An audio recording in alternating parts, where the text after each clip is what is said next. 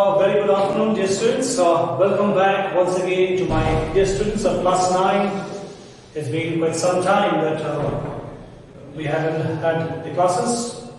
I've given you the project for class 9, A, B and C, and I hope that all of you have started doing a project. If there's any difficulties, if there are any problems, you can always send me the message, WhatsApp me, so that I can clarify your doubts. Today we'll do a new chapter, and that is weathering, the formation of soil. Okay, so this is the chapter we're going to do today, that is weathering. Now we know that the Earth's surface is constantly changing. The Earth's surface is changing mainly because of the two important movements that take place. One is the internal force, like the volcanoes and earthquakes, and then the other one is the external force, like for instance, like rivers, glaciers, wind and waves. The tectonic forces are busy raising landforms, while the external forces are busy reducing the landforms on the Earth's surface. This process of leveling of the Earth's surface is called gradation. That means because of the internal force, like the volcanoes and earthquakes, what happens? Lands are being formed on the surface of the earth. Mountains are being formed. Plateaus are being formed. See? Hills are being formed because of the internal force, like the volcanoes and earthquakes. But then again, once these mountains are formed, once these hills are formed or these plateaus are formed, what happens is we have the external force acting on them. That means erosion takes place because of rivers, glaciers, wind and waves. So what it says here? The tectonic forces are busy raising landforms, while the external forces like rivers, glaciers, wind and waves are busy reducing the landforms on the Earth's surface. This process of leveling of the Earth's surface is called as gradation. So what is gradation, my dear students? Gradation is the leveling of the Earth's surface by natural process. What natural process? Process like the rivers, eroding by the rivers, erosion by the glaciers, erosion by the wind or by the waves. The land is leveled. That process is called as gradation. It involves the process of erosion, transportation and deposition. That means gradation is the leveling of the Earth's surface by natural process. It involves the process of erosion, transportation and deposition, whereby the lands are made flat. Now another very important term. What is weathering? Weathering is the disintegration or decomposition of rocks by chemical or natural process in their place of origin.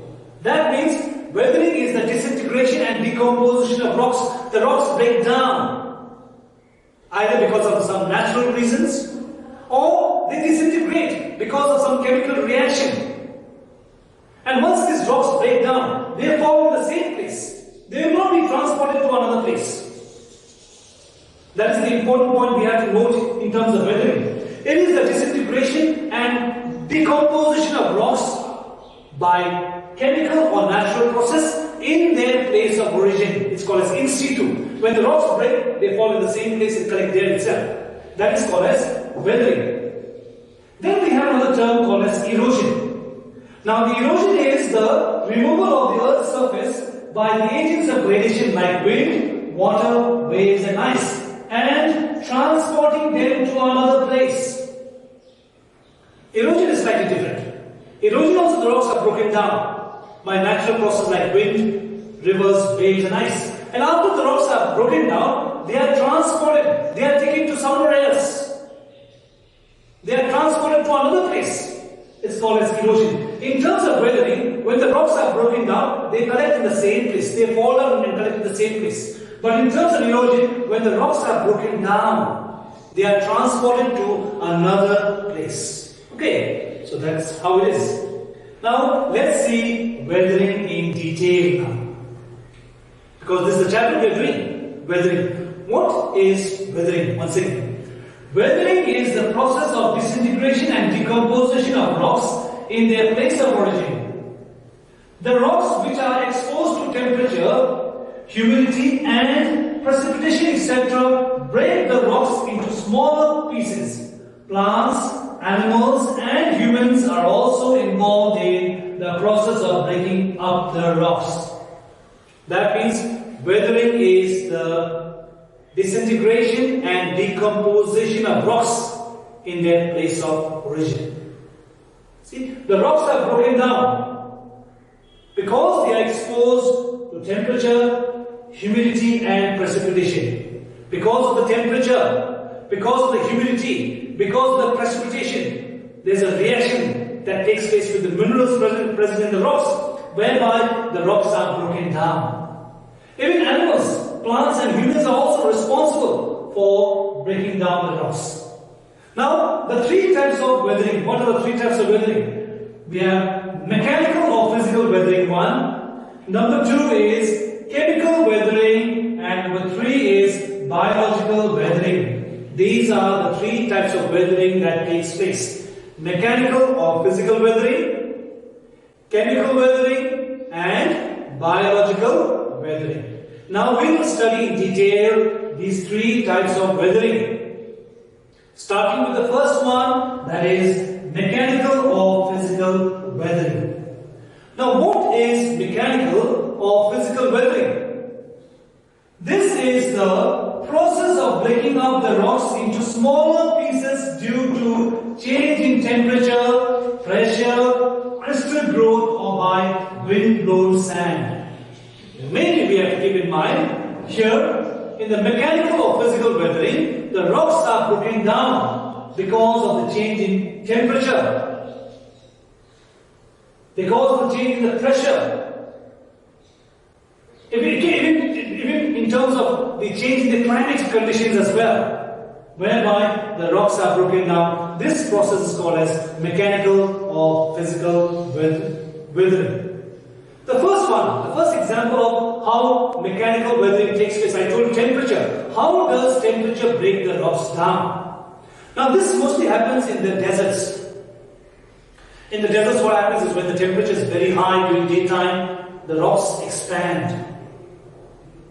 At night again, the temperature goes down very, very low, whereby the rocks again start to contract. Again daytime comes, the rocks expand. Again nighttime comes, the rocks contract. So because of this continuous expansion and contraction of the rocks, continuously in the desert regions, the rocks break down into small pieces. Let's see here. In the deserts, the extreme fluctuations of temperature causes the rocks to break. In the daytime, due to extreme heat, the outer layer of the rocks expand, and at night, the rocks contract due to cooling. This is because different minerals have different rates of expansion and contraction, which results the rocks to break in different ways. So because of the temperature, high temperature of deserts, some minerals expand more. And because of very cold temperature, again some minerals contract faster. So because of the expansion and contraction of these minerals in the rocks, what happens? The rocks break down. They can be broken down in this way, either in this block form, again they can be broken down in this granular form, or also they can be broken down in this process called as exfoliation, which we'll be doing a little bit later on. So these are the three ways in which the rocks are broken down. See, they can be broken down in blocks, they can be broken down into small granules, and they can also be broken down into layers. Now the second one, exfoliation. See, the first one I told you how rocks break because of temperature. Second one, exfoliation, same one. See, exfoliation, what happens? Sometimes in the deserts, the outer layer of some rocks expand much faster than the inner layer, and at night the reverse happens, causing stress. This results to the outer layer of the rocks breaking off in layers, like the peeling of the layers of an onion. This type of weathering is called as exfoliation. Now what happens in the desert is that sometimes when the temperature is very high, the outer part of the rocks expand more compared to the inner part. Again, nighttime what happens? It contracts. Again, daytime the temperature is very high, the outer layer expands again. And because of this continuous expansion and contraction of the outer layer of the rocks, what happens is the rocks come out in layers. So can you see the layers here? the rocks come out in layers like when you peel an onion. When you peel an onion, the onions also come out in layers. Similarly, in the process of exfoliation also, because of the high temperature, the rocks break down in layers. This process is called as exfoliation, when the rocks are broken down in layers. Next one is granular disintegration. See, what happens? Again, same thing. This is because of temperature as well.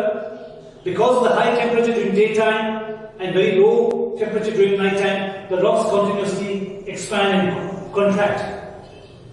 It's the minerals that are present in the rocks continuously expand and contract. So when this process goes on and on and on and on, what happens? The rocks disintegrate into fine grains or granules called as granular disintegration. Okay? So I'll just read to you this. When the minerals in the rocks expand and contract at different rates due to heating and cooling, this creates internal tension in the rocks, due to which the minerals get disintegrated grain by grain and break off in grains. Grain by grain and break off in grains, or they break down as granules as well. See? This is called as granular disintegration, which is also another example in how temperature is responsible for causing weathering. See, we saw exfoliation, we saw granular disintegration. Now we'll see one more, that is block disintegration. How does temperature result with breaking down of rocks in blocks? See, due to high temperature at day, the rocks expand, and at night the rocks contract due to the cold. This results to the rocks expansion and contraction continuously, breaking the rocks into blocks. See? This block disintegration is also another form in which the rocks are broken down because of the change in temperature. Because of the high temperature during daytime, the rocks expand, or the minerals that are there, the rocks expand. Because again the temperature goes down very low in the deserts. Very low. During daytime it's very high. Because there's no sunshine in the deserts, whereby the temperature is extremely high. But again, why does the temperature become very cold at night? Is because whatever heat that the desert has absorbed, all the heat will start to move up in the form of terrestrial radiation. It moves up. And because there's no clouds to block the heat, all the heat escapes out, thereby making the deserts very, very cold. And therefore, because of the high temperature during daytime and the low temperature during nighttime, the continuous expansion and contraction during day and night results to the breaking down of rocks in the form of blocks. See, in the form of blocks, which is called as block disintegration. This is an example of how rocks are broken down because of temperature. Now let's see one over here. Frost action. Now this happens in the very cold places where snowfall takes place. Sometimes when the rocks are there, and when water happens to go into the cracks, when the water happens to go into the cracks of these rocks, at night time what happens? This water that is there in this crack turns into ice because of the cold temperature. It turns into ice because it's very, very cold. So when this water turns into ice, what happens? The volume of the ice is more than the water. And therefore, pressures apply. When this water is turned into ice, pressures apply because this water has turned into ice. So pressures apply in all directions. And whereby this crack becomes bigger and bigger and bigger. And when this continuously happens, continuously every day, every night, every day, every night, the rocks break down, which is called as frost action, whereby the rocks are broken down because of frost action. I'll just read this here.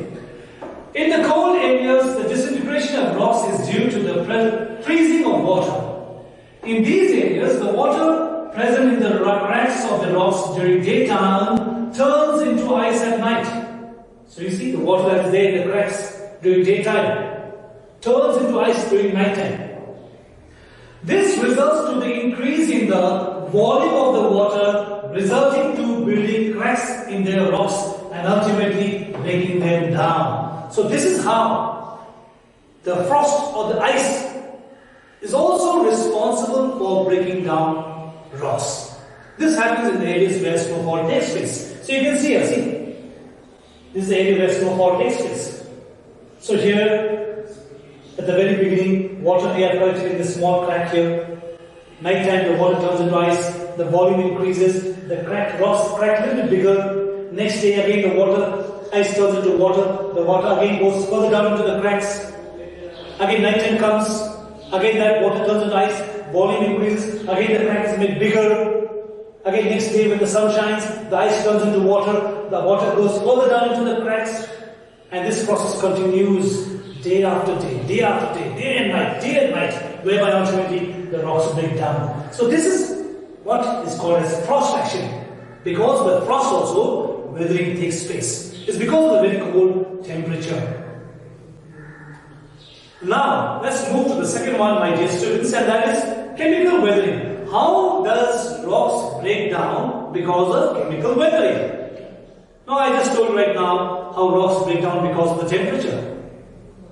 See, we have different processes like the block disintegration, granular disintegration, exfoliation. All these are the ways in which the rocks break down because of the temperature. These are the examples of mechanical or physical weathering. Second one we have is chemical weathering. How does chemical weathering take place? It's mainly because of the chemical reaction that takes place within the rocks and the environment whereby the rocks are broken down. Because we know that different rocks have different minerals. Different rock have different minerals. So when these minerals come in contact with nature, when they come in contact with the natural changes that take place in the nature, what happens? A chemical reaction will take place whereby the rocks are broken down. Let's see here. This type of weathering takes place when the chemicals present in the rocks are altered, are changed. They either transform into other minerals or dissolve. This is due to the presence of water, mainly because of the water. Water plays a very, very important role here in the chemical weathering. The first one is solution. How does solution take place? When the rainwater reacts with the minerals present in the rocks, it breaks. The rainwater dissolves the soluble minerals like sodium chloride present in the rocks. Rock salt and gypsum are highly soluble, and when these soluble minerals dissolve, the materials that constitute the rocks form a solution and are washed away by rainwater, resulting in the breaking up of the rocks. That means in terms of solution, when the rainwater falls down on certain type of rocks like rock salt and gypsum, when the rainwater falls down on certain type of rocks, for example, we have rock salt and gypsum, what happens? The rainwater dissolves the minerals. It dissolves the minerals, and whereby the rock starts to break down. It dissolves and breaks down, which is called as solution. That means the rainwater, when it reacts with the minerals that are present in the rocks like rock salt and gypsum, the minerals are dissolved by the rainwater, ultimately breaking them down. This is one of the ways in which chemical weathering takes place. Solution is the first one. Number two, we have oxidation. How does this process help in breaking down rocks? Now we know that again, there are some minerals which have minerals like iron. So when these minerals that have iron come in contact with the rainwater and the oxygen that is there in the environment, a chemical reaction takes place whereby oxidation takes place, ultimately breaking the rocks down. Here, let's see. Certain minerals present in the rocks, particularly iron, react with the oxygen and the rainwater. This chemical reaction forms rust on the rocks, changing their color to reddish brown and breaking them down. So when the rainwater falls on certain type of rocks that have iron, the rainwater along with oxygen reacts with an iron, whereby a chemical reaction takes place, resulting to the formation of rust. Rusting takes place because iron, water and oxygen is present. So when these three are present, rusting takes place, and that is how ultimately the rocks are broken down. This process is called as oxidation. Number three, hydration. When hydrogen present in the air and water reacts with the rocks and dissolves them it is known as hydration. Example, change of feldspar into pure lime. So because of the presence of hydrogen in the air, along with water, it reacts with certain type of rocks, whereby breaking them down. See? Example, see the change of feldspar into pure lime.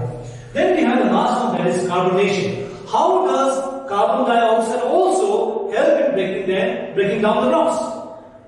For instance, when the rainwater falls down, the rainwater will be mixed with the carbon dioxide in the air. And that rainwater which has mixed with the carbon dioxide in the air turns into carbonic acid. And when this carbonic acid falls on certain type of rocks, see, such as limestone, marble and chalk, see, it breaks them down. When rainwater reacts with atmospheric carbon dioxide, carbonic acid is formed. This dissolves certain rocks such as limestone, marble and chalk. This process is known as carbonation.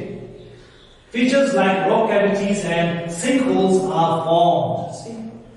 That means carbonation is another example of how chemical weathering takes place. When the rainwater falls down, I told you, the rainwater will mix with the carbon dioxide in the air. And when that rainwater which has mixed with the carbon dioxide in the air turns into carbonic acid. That water turns into carbonic acid. And when that carbonic acid, water which has carbonic acid, falls on certain type of rocks like limestone, marble and chalk, it breaks them down. It breaks them down, resulting to the formation of weathering. And that is how rocks break down. So this is another example of how chemical weathering takes place. So you can see the types of chemical weathering. See, reaction with water, reaction with oxygen, reaction with acid. See, holes are created. See, and reaction with organism. This is how when some organisms have chemicals. So that's how chemical weathering takes place. Now let's see the third one, that is the biological weathering. Biological weathering basically means the breaking down of rocks due to the human activities, due to plants and due to animals. When the rocks are broken down, it is called as biological weathering. The roots of the plants go deep into the soil in search of water and minerals. These roots exert pressure on the rock surface, resulting to the widening of the cracks and breaking them down. Burrowing animals such as earthworms, ants and rats also contribute towards disintegration of rocks. Human activities such as deforestation, cultivation of land, mining, etc. also contribute towards the weathering of rocks. Blasting in the mountainous areas to construct roads and for mining also disturb the rock strata. So biological weathering basically means breaking down of rocks due to human activities, because of plants and because of animals. So you can see it. Human activities, breaking down the surface of the area, either to construct a dam or to construct a road, see, or for mining purposes as well. Biological weathering because of plant action. The roots of the plants go deep into the ground and into the cracks of the rocks. And when these roots go into the cracks of the rocks break down, which is also an example of biological weathering. Earthworms and burrowing animals, when they dig under the ground, what happens? They also result in the formation of biological weathering. Now let's see the effects of weathering. Effects of weathering. How does weathering take place? Effects of weathering. What happens? Number one, weathering results in the formation of fragmented rock materials of various sizes on the surface of the earth. These layers of weathered rock particles formed of various sizes known as a regolith. So because of weathering, when the rocks are broken down into various sizes and particles, it is known as a regolith. Sometimes in the steep slopes, these regoliths may slide down the hill due to the force of gravity, which is known as landslides or mudslide. When the rock particles are broken down into fine particles, they are known as regolith. And when these particles slide down the land, slide down the hill slope because of gravity. They are known as landslides or mudslide. That means when the mud when the muds everything move down the hill, they are called as landslides or mudslide. Rainwater plays an important role in the occurrence of landslide. Yes, very, very important. Rainwater plays a very important role in the occurrence of landslide. More the rain, more the chances of landslide. Another very important aspect is the slope of the land. If the land is very steep, there is more chances of landslide. But if the land is not very steep, then there is minimum chances of having landslide. Okay. Then 4. Weathering breaks down the rock particles and reduces the size of the rock fragments, making it easy for the agents of gradation to transport them. That means when the weathering takes place, the rock particles are broken down into fine particles, whereby transportation becomes very easy. They are transported by river very fast, or by wind, or by water. They are transported very, very easily. So that's what happens when weathering takes place. Transportation of the weathered particles becomes very easy. Number 5, various rocks are different in composition, so the rate of weathering is not uniform, resulting to the formation of valleys or hills. It also helps in the soil formation. That means when weathering takes place, some rocks are very soft and some rocks are very hard. So the softer rocks get eroded very fast, weathered very fast, whereas the hard rocks remain. And those hard rocks which remain either form into plateaus or either form into hills, see? Or either form into some other raised landforms or even valleys, as a matter of fact. And those rocks which are very loose, they are broken down and they are eroded and they result in the formation of what is called as even valleys. More the erosion takes place, the lower the land goes and they may form into valleys. And harder the rocks, lesser the erosion, they may form into hills and mountains and plateaus. So that's what happens because of rock weathering as well. Now let's go a little bit further and see soil formation. How is soil formed? Soil basically, if you see, is formed because when the rocks are broken down, it results to the formation of soil. Okay?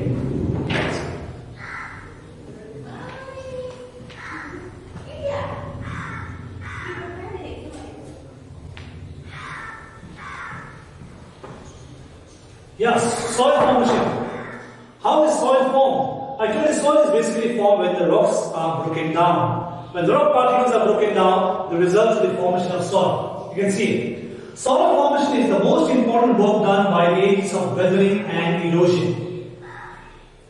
Soil formation is the most important work done by the agents of weathering and erosion. It is weathering and erosion that is mainly responsible for the formation of soil.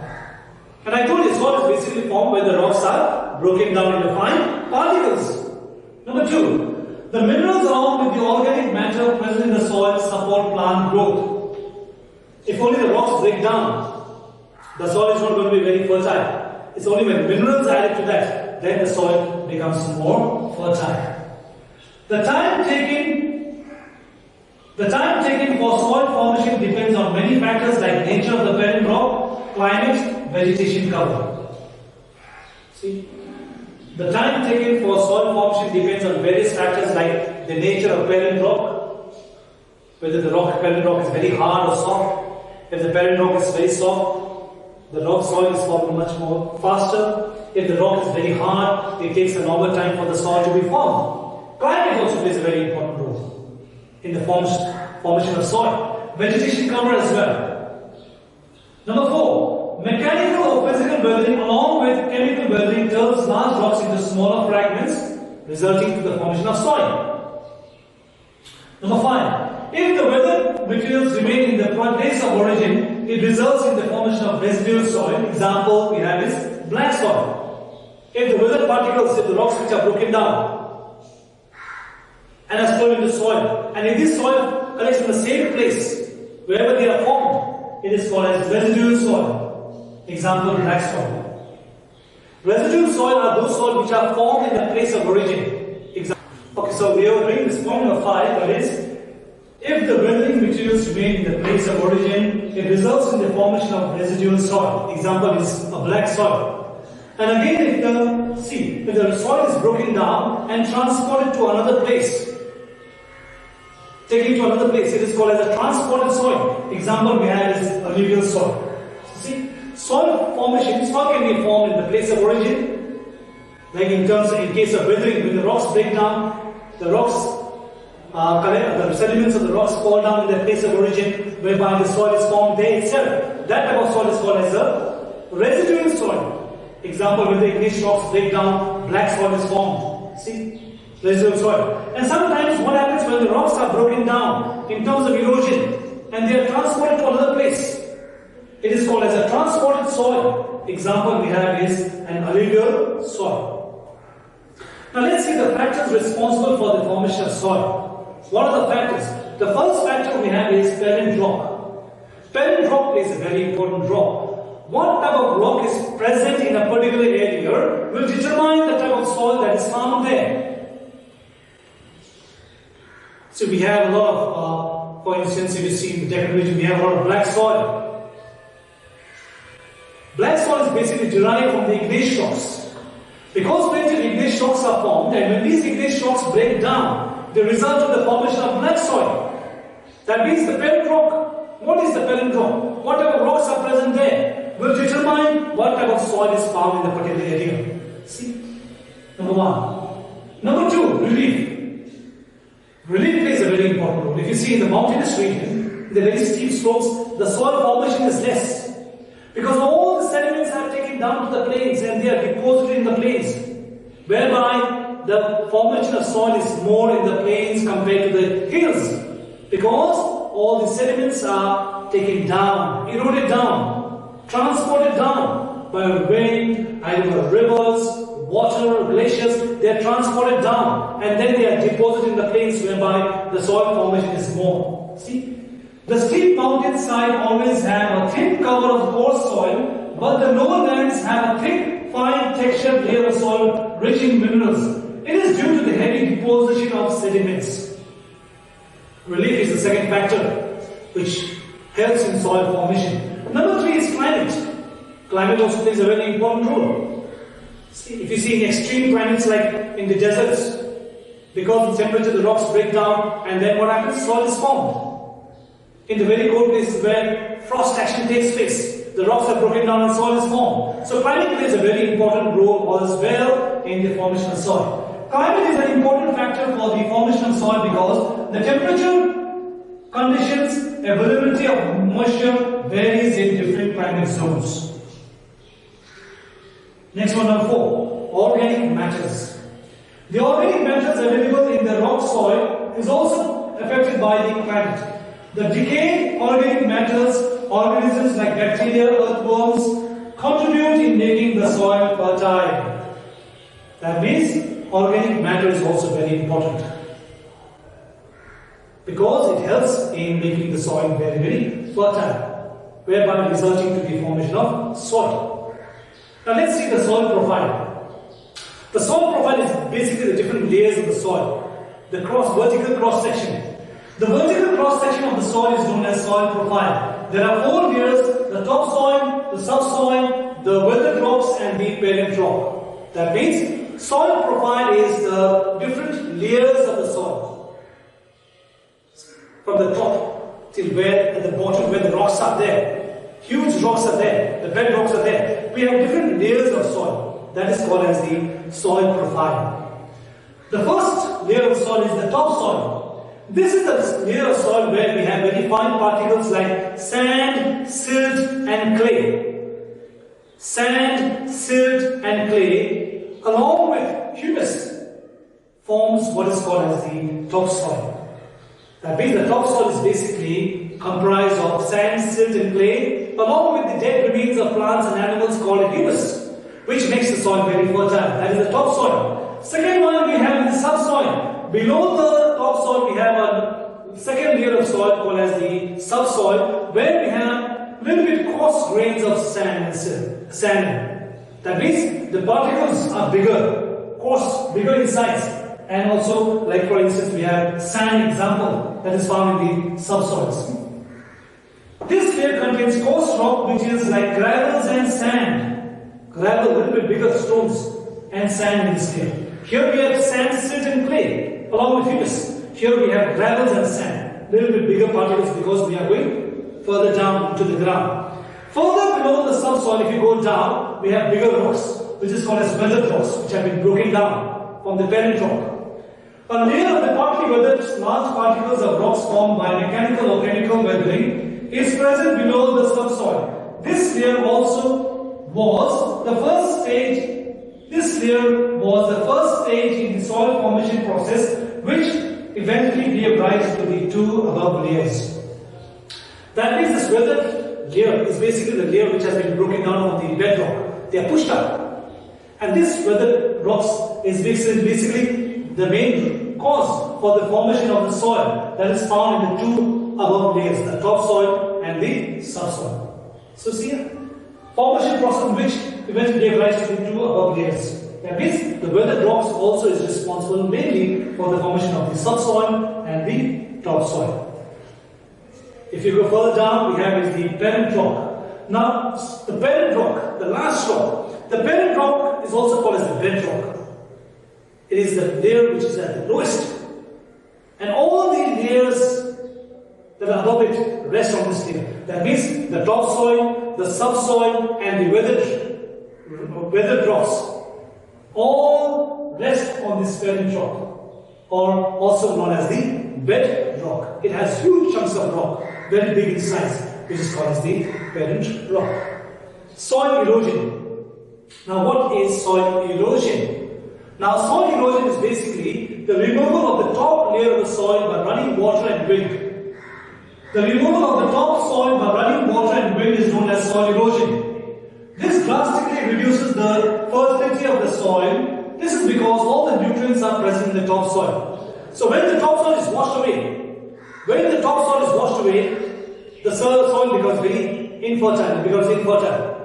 It's not very fertile. Why? Because all the nutrients are there in the topsoil. And if all the topsoil is washed away, along with the topsoil, even the nutrients are washed away. The humus is washed away, whereby the soil does not remain fertile any longer. Therefore, if soil erosion takes place, mainly in the top part, which is called as top soil erosion, when it takes place, what happens? The fertile layer of the soil is washed away, and therefore vegetations do not grow very well. Let's see what happens. The removal of the soil layers or soil erosion depends on the nature or structure of the soil, nature of rainfall and density of vegetation. How much soil will be eroded? How much soil will be eroded depends on the amount of rainfall. If the rainfall is very high, there will be more erosion. If the rainfall is very less, there will be less erosion. Then, the structure of the soil. Some soils absorb water very nicely, some do not. That also is there. Density of vegetation. If there is more vegetation, there will be less soil erosion, because the vegetation will hold the soil firm, whereby erosion doesn't take place. And then even the slope of the land is also another factor which helps in soil erosion. If the land is very steep, there is more soil erosion. If the land is plain, there will be less soil erosion. Number 2, deforestation or reckless cutting of trees, overgrazing on the hill slopes, wrong farming practice, and even wrong unplanned mining activities also result in soil erosions. Deforestation, cutting down trees. Then reckless cutting of trees, overgrazing in the hill slopes, wrong farming practices. Then even we have this unplanned mining activities. All these are also the cause for soil erosion to take place. When you do all these things in an unplanned manner, then soil erosion will take place. Number 3. The agents of gradation like wind, river and glaciers also erode soil. This rain, water, waves and ice also erode soil. Soil erosion takes place in 2 ways, sheet erosion and gully erosion. That means soil erosion takes place, 1 is sheet erosion. Sheet erosion means when a thin layer of soil from the top is washed down because of the absence of vegetation. because there's no trees growing. What happens from the land? If a thin layer of soil is removed evenly by the water, it is called as sheet erosion, because a thin layer of soil is washed down evenly down the slope. Number 2, gully erosion. What happens when the rainwater falls down and when the water goes through a particular area down the slope? That area becomes deeper and deeper and deeper, and ultimately it becomes a deep drain or a gully, which is called as a gully erosion. That means when rainwater flows down the slope through a particular area, what happens continuously? That area becomes deeper and deeper and deeper, and ultimately it turns into a gully, which is called as gully erosion. So sheet erosion means when the land is removed evenly, when the mud is removed evenly, it is called as sheet erosion. And gully erosion is when the water flows down a particular area and erodes that area and makes it deep. It is called as a gully erosion. Now, how do we conserve soil? The fertile upper layer of the soil supports plant and animal life, so it is extremely valuable for mankind. Conservation of soil from getting eroded is extremely important. It includes afforestation, planting of trees, growing more and more trees on large scale, because vegetation cover not only holds soil and nutrients in place but also helps in checking wind velocity, often leading to wind deposition rather than erosion. So planting more trees plays a very important role. It holds the soil, it reduces wind erosion, it keeps the soil very firm. So protection of forests, controlling floods by construction of dams, and controlling overgrazing are also under soil conservation practice. So these way, planting of more trees, see. Then what happens?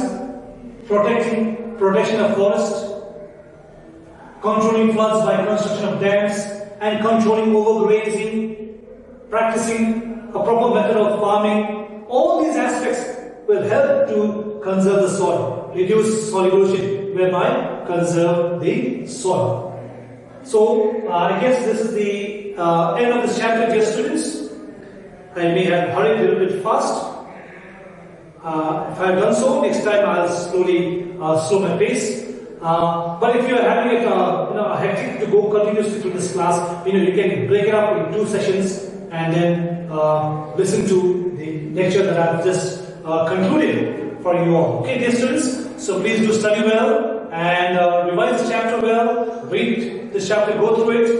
You can do exercise A, B, C and D. Okay? Please do exercise number A, B, C and D at the end of this chapter, that is weathering, dear students of class A, 9A, B and C. And more importantly, please start with your projects, all of you. You do your projects and you keep it there. Complete it well and keep it, so that later on when you are asked for your project, you can submit it as well. So this is the end of this class, dear students. Take care and have a wonderful day. Thank you so much.